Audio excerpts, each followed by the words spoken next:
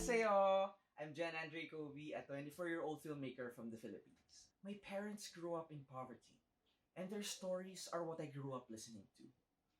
The issues and struggles facing their community are issues that are close to my heart. I wanted to give poor people the power to mold their own narratives, to mold their own identities, as alternatives to the popular media narratives existing today. I wanted to create a film that can be enjoyed by everyone because everyone has biases towards the poor. We were conditioned to think about the poor a certain way. I think to enjoy the slums, you need to come to watch the slums with an open mind and with an open heart because I think the poor deserves to be heard. During this time of the COVID-19 pandemic, I hope that our film reminds each and every one of us that our families, that our friends, and that our communities will always be there to support us.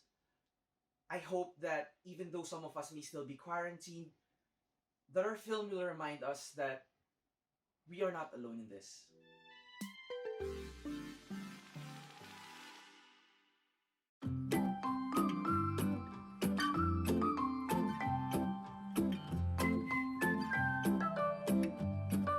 Each character from the De La Cruz family represents a stereotype.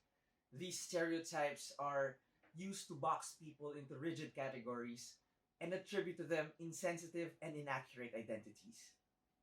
I created these characters to represent the failure of mass media in portraying a dignified and reasonable and respectable portrayal of poverty.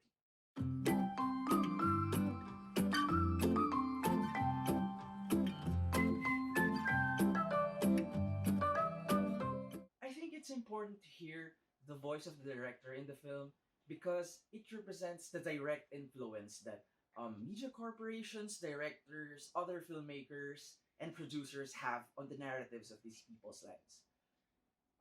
Directing a film while directing inside the film is a difficult balancing act because me as a filmmaker and that director inside the film, we both have different sensibilities.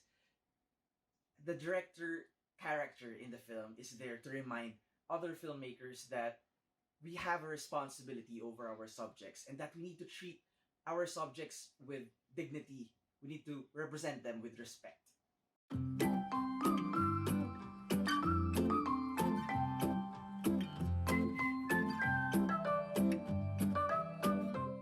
The filming team represents the media, news outlets, other filmmakers, TV and radio, and other powerful mass media organizations.